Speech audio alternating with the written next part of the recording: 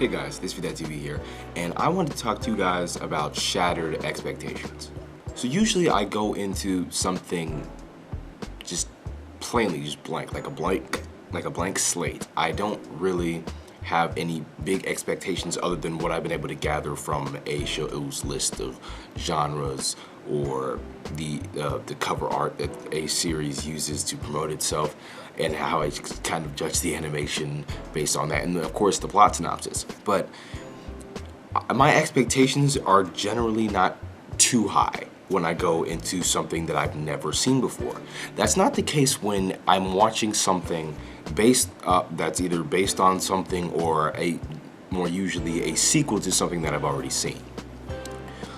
So if I really like the first season of a show, my expectations of the second season are going to be higher than they otherwise would be. And it's something that I guess it's not really the show's fault necessarily. It's just like, as a fan of something, you have your expectations, what you expect from this franchise or this series that you really like.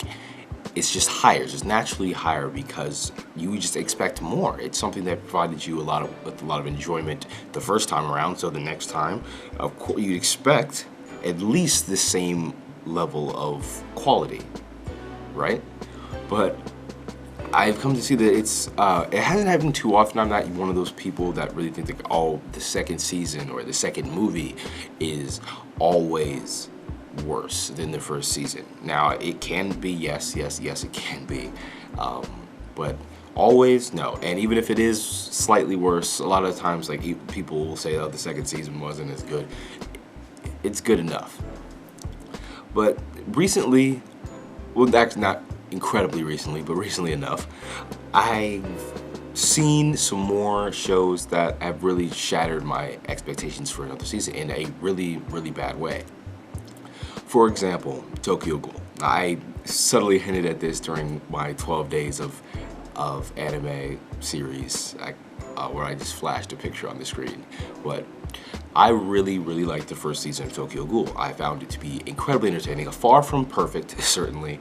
It's far from perfect, but it's something that I found extremely entertaining to watch. And regardless of all of its flaws with character development and how it handled some of its story, I thought for the most part the first season was really well done, and most of all, it was just really, really fun to watch. I really, really liked watching it. And so, of course, I was expecting at least that same level of storytelling, even if the character development in the first season was minimal. I thought that, actually, I expected like more from Rude, the second season, I think, because I was expecting to get more character development. I was expecting everything to be wrapped up nice and tightly in a nice narrative bow, and for it to be as enjoyable as the first season. But that's not what happened with Rude. It just shattered my expectations. The story, the way it ended, and the sad thing is, because it started off so well, I don't remember exactly what the first few episodes were. I remember, like, the first episode of Rude I thought was really, really good. Like, I thought it was an amazing episode, and because it intrigued me. It didn't answer all of my questions, but it intrigued me. It grabbed my attention and said, this is what's going on this season.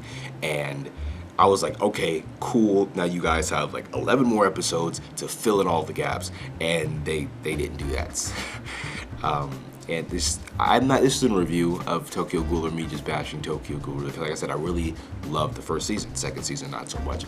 It just shattered my expectations of what I wanted. It's not what I wanted in the second season of a series. Another example of this is Mobile Suit Gundam Awakening of the Trailblazers. Now, I'm always wary of movies. Like, if it's not a movies that are essential to the canonical story of a series. Like, when something was in, like, Mobile Suit Gundam No, it should have been a third season. Like, what they were doing could have worked, I think, in another series, in another season, See, even if it wasn't 24 episodes, 12 episodes, I think they could have gotten the job done. But within that movie time frame, Waking of the Trailblazer was incredibly disappointing and definitely shattered my expectations. Narrative-wise, I think it was kind of a mess. It was a mess.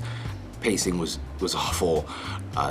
This character development was non-existent and totally reliant on further character development, of course. From the previous 2 seasons, any further development was non-existent.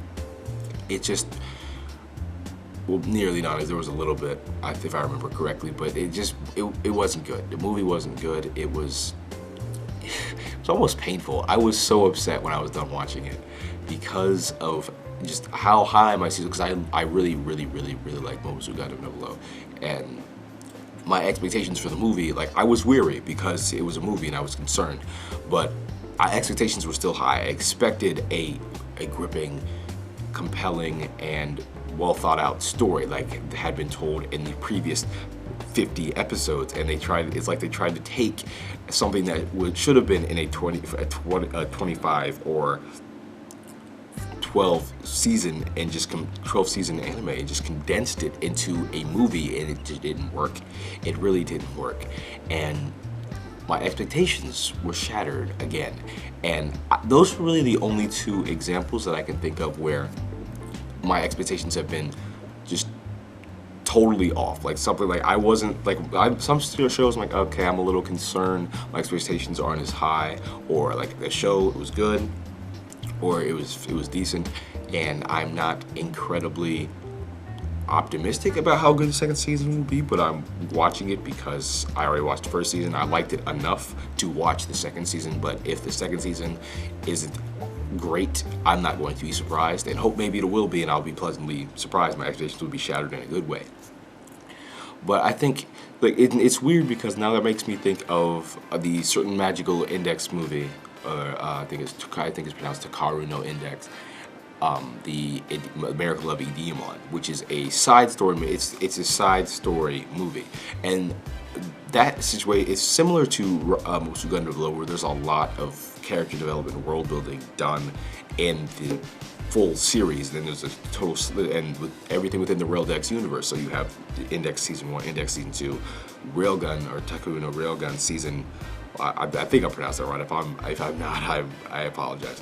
Railgun Season 1, then Railgun S or Railgun Season 2, and where there's just characters, several story arcs, and and it's just like the Awakening of the Trailblazer. Without the preceding knowledge of the characters beforehand and development, or you really will be lost, and the movie was really not meant for you if you haven't seen the first few. So it's not a very good standalone movie, and frankly, even as somebody that's watched all of them and really likes all of them, Miracle of Edemon wasn't a great movie. It was an enjoyable one, mostly because I liked the characters, because I already knew a lot about them. But for that movie, it wasn't something that was to further the story. It was a side story. It was like a movie that it's non-essential. If you don't watch it, you're not really missing anything.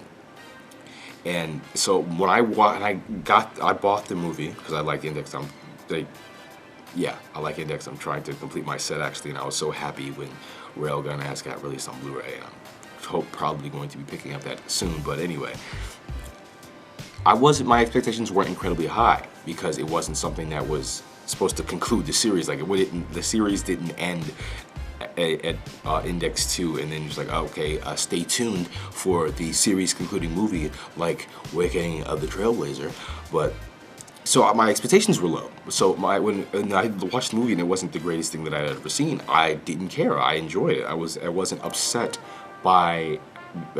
because it disappointed me and shattered my expectations. That's pretty much all I have to say about this topic of shattered expectations, but I really want to get your guys' opinion on shattered expectations and how your expectations can be raised lower by the quality of a series, and how often do your expectations get shattered in a bad way. I'm specifically talking about the bad way you can get your expectations shattered, and not the good way. Please let me know what you guys think in the comment section down below. If you liked the video, please like the video and subscribe if you haven't already. Quick update on this series that I said I was going to be bringing to you guys a few videos back.